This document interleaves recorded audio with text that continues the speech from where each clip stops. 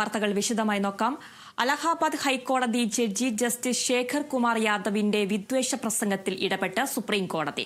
ചൊവ്വാഴ്ച കൊളീജിയത്തിന് മുന്നിൽ ഹാജരാകാൻ നിർദ്ദേശം നൽകി. വിവരങ്ങളുമായി ആന്റണി ജിസ്റ്റോൾ ചേരുന്നുണ്ട്. ആന്റണി, സുപ്രീം കോടതിയുടെ ഇടപെടൽ ഉണ്ടായിരിക്കുന്നു. കൂടുതൽ വിവരങ്ങൾ എങ്ങനെയാണ്?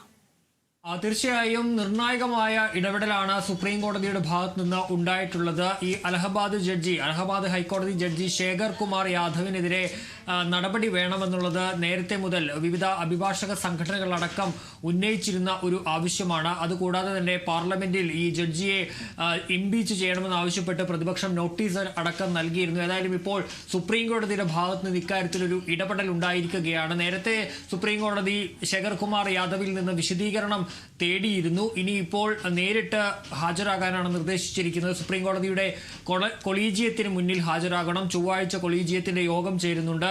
ഈ കൊളീജിയം യോഗത്തിന് മുന്നിൽ ശേഖർ കുമാർ യാദവ് ഹാജരാകണം എന്നുള്ളതാണ് ഇപ്പോൾ സുപ്രീം കോടതി നൽകിയിരിക്കുന്ന നിർദ്ദേശം. ഏതായാലും വിശ്വ ഹിന്ദു പരിഷത്തിന്റെ പരിപാടിയിലാണ് ഈ ശേഖർ കുമാർ യാദവ് ഈ വിദ്വേഷ പ്രസംഗം നടത്തിയത്. അതായത് ഹിന്ദുക്കളാകുന്ന അവരുടെ ഭൂരിപക്ഷത്തിന്റെ ഹിതമനുസരിച്ചായിരിക്കണം മറ്റുള്ളവർ പ്രവർത്തിക്കേണ്ടത് എന്നതടക്കമുള്ള കാര്യങ്ങളാണ് അദ്ദേഹം പറഞ്ഞത്. മാത്രമല്ല മുസ്ലിം സമുദായത്തിനെതിരെ അതിരൂക്ഷമായ മോശമായ ഭാഷയിലൊക്കെ സംസാരിക്കുന്ന സാഹചര്യമുണ്ടായി. ഏകീകൃത സിവിൽ കോഡിനെ അടക്കം അത് നടപ്പാക്കണമെന്നതടക്കമുള്ള കാര്യങ്ങളും ഈ ശേഖർ കുമാർ യാദവ് പറയുകയും ചെയ്തു. ഏതായാലും ഇത്തരം വിദ്വേഷ പ്രസംഗത്തിനെതിരെ ഒരു ജഡ്ജി തന്നെ ഇത്തരം വിദ്വേഷ പ്രസംഗം നടത്തിയതിനെതിരെ വ്യാപക പ്രതിഷേധമാണ് ഉയർന്നത്. വിവിധ അഭിഭാഷക സംഘടനകളടക്കം സുപ്രീം കോടതിക്ക് കത്തെഴുതുകയും ഈ കേസ് പരിഗണിക്കണമെന്ന് ആവശ്യപ്പെട്ട് കോടതിയെ സമീപിക്കുകയും ഒക്കെ ചെയ്തിരുന്നു. അതിന്റെ അടിസ്ഥാനത്തിൽ കൂടിയാണ് ഇപ്പോൾ സുപ്രീം കോടതി കുറച്ചുകൂടി കർശന നിലപാട് സ്വീകരിച്ചിരിക്കുന്നത്. നേരത്തെ